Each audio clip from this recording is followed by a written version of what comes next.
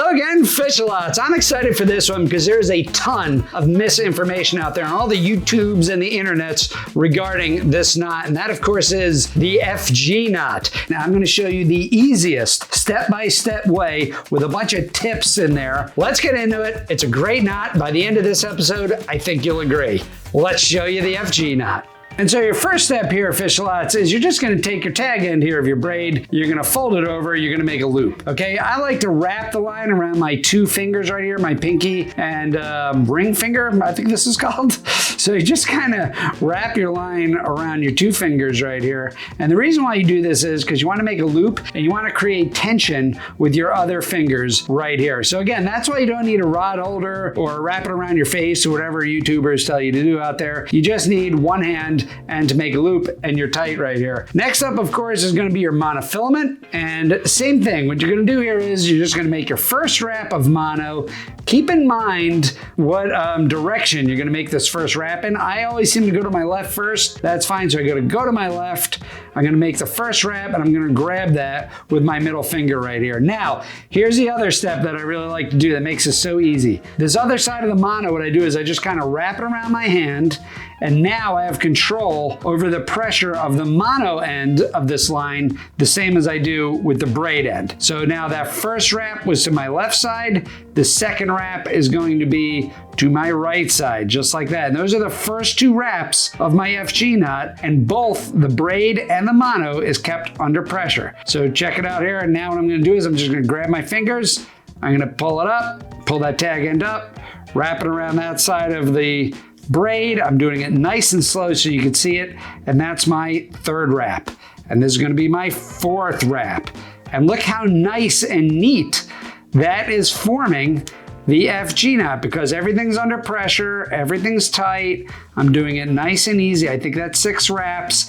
Now let's talk about the wraps while we're here. The perfect number of wraps here for the FG knot is 22. Always tie this at 22, and if you tie a lot of wraps with this, what'll happen is it's just gonna be too long of wraps, so that when you put pressure on this, not all the wraps can bite into this mono. And that is why the FG knot is so strong, is because all these wraps cinch down and bite into the mono, so you have a super, super tight line, and it's just such a strong knot. So 22 wraps is the perfect number for the FG knot. See, there we go. I think that's 7, 8, 9, 10. And here again, you can see where you don't need good eyesight for this as well. It's all feel. So I got tension on both ends. I'm just picking up the line. I could shut my eyes and do this. I've got 12, 13, I'm losing count of the wraps, but that's all right. Again, so long as you go to 22, that's gonna be perfect. And you know, you don't need good eyesight. You could also tie this in heavy weather. It's super close to your hands. You could sit down, you could tie this in your lap, and you're perfectly fine. So this is really an easy line-to-line connection. There's just a few steps here that you gotta get used to, and then you could tie this, you know, as good as any professional out there, and you could be a pro out there at this, and look at how neat and nice those wraps are coming along. So, you know, the other thing is, as you could tell, once you speed this up, you could do this really, really fast. You could tie these knots in under a minute and no problem at all. Now, I have no idea how many wraps that is because I was talking, but that is a really nice looking FG knot right there. So we're gonna call that good. For the argument's sake and for the purpose of this tutorial, that's gonna be 22 wraps. Now, let me show you a couple other tricks here for tying this. There we go, you unravel it. Now you got your wraps right here and your braid. Okay, now what you're gonna wanna do is just tie 2, that's it, just 2 half-hitch knots around this mono right here to secure these wraps. And that's gonna be important for this next section of the knot, which is gonna be to cinch it down. A lot of folks out there, they'll say, well, tie 10 half-hitches, 20 half-hitches, make sure those knots don't move. That's silly, and I'm gonna show you why. Basically, if you do that, you're gonna have this really abrupt end of this FG knot, and it's just gonna batter your guides. It's kind of gonna defeat the purpose of how smooth an FG knot is. So what I like to do is, I like to do alternating half hitch knots. Okay, if you do an alternating half hitch knot, that actually turns into a clove hitch knot. I don't know if you knew that or not. So first I'm gonna go over the line, then I'll go under the line. I'm gonna put this in my teeth, okay, just because it's easier to cinch down. So there you go, now you're gonna cinch it down, okay. And you can tell that secured those wraps in place right there. So now I'm gonna go underneath my line. This is gonna be the second half hitch. Now make it a clove hitch. So okay, I'm gonna bite it again. There you go, tighten it down. All right, now you're pretty much secured with that line. Now, take a look at this. As I pull on those half hitches, you can tell they kind of move up the line right there. That is why you shouldn't rely on 10 half hitch knots, because they're just not all that secure. So really, the only reason why you're tying these half hitches is just to secure these wraps in place for this next step. And this next step is the most important part of this FG process, and that is to cinch down and tighten this knot to get all these wraps to bite into this mono. Now, if you were smart, and I'm not, you would get a shirt or something to protect your hand from the braid, because braid will cut you. However, I didn't think about that before I started filming this tutorial, so I'm just gonna have the braid cut me and we're gonna call it a day. But what you wanna do is, I'm gonna try to do this as slow as possible, just so you can see this braid bite into the mono here. I'm gonna just try to apply real steady pressure, and you can see it already. You see how that mono is starting to flip around? You see it right there, it's just starting to flip around. That is because that braid, oof, man, that is tight right there.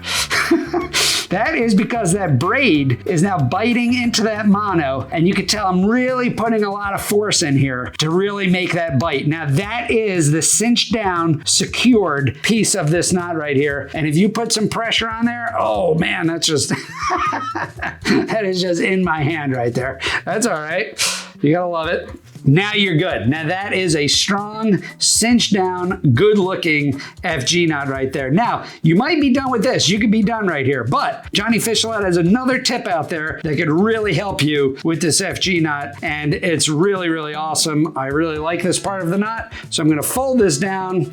I got a couple of buddies, what they do is they cut the mono up here and they burn it down. I don't trust myself enough, especially if I'm out at sea and there's wind blowing, for me to burn the mono, because you know, if the fire touches this knot, you're back to square one. So what I like to do is, I like to cut this mono as close as I possibly can to that FG knot right there. And now no matter how close you cut it, there's always gonna be that one piece of mono that's just kind of sticking out right there. You see that? When you reel this in, it's just gonna kind of nick on your guides, and it's gonna kind of just feel abrasive and annoying, and it's actually gonna damage your knot a little bit. The more you kind of ram this into your guides, the weaker this section of the knot is going to get. So what I like to do is I like to finish off the FG knot with my best friend, the uni knot, the universal knot. And the way we do that is, I have the tag end right here. I'm just gonna make a loop.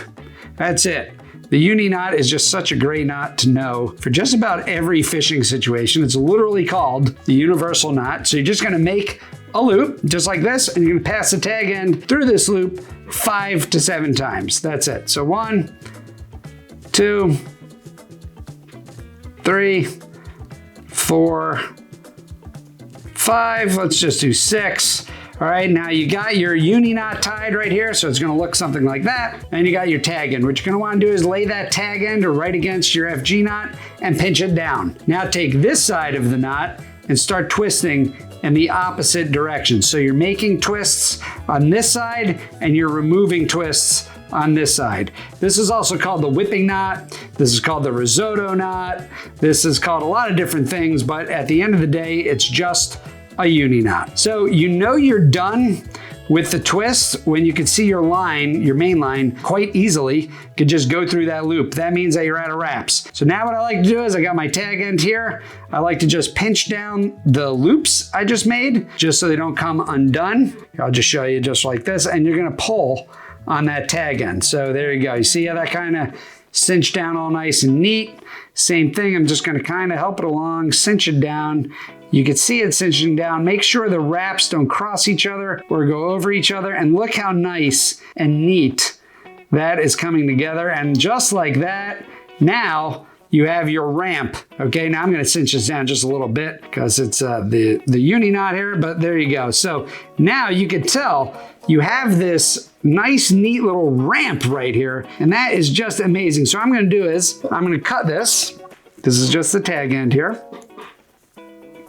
And so what I did was I just cut this tag end right here. Let's get rid of this here. So there you go, fish lots. You just had to adjust the camera right there. Hopefully you could see this, but this ramp right here is just so awesome for making the uni knot just that much better on top of the FG knot. So now this knot is super strong. It's super smooth. It could go through any guides. This is the smallest line-to-line connection diameter knot you could tie without a tool. There's also the PR knot, but you need a tool for that. And it's just way, way stronger than a lot of line-to-line connections out there. And it's just so small in diameter. This basically turned your leader into an extension of your line. And this little ramp right here, I really love. That's a risotto knot, or I'm sorry, the risotto knot. At the end of it, it's basically a uni knot that you tied and reverse tied to make the knot. So that's a step-by-step tutorial of the FG knot, fish lots. I hope you enjoyed the episode. If you want to know more line-to-line connection knots that could really, really increase your fishing success out there, go ahead and click on this end card right here, where I take you into yet another awesome line-to-line connection knot. Thanks for tuning in, fish lots. I'll see you out there on the water.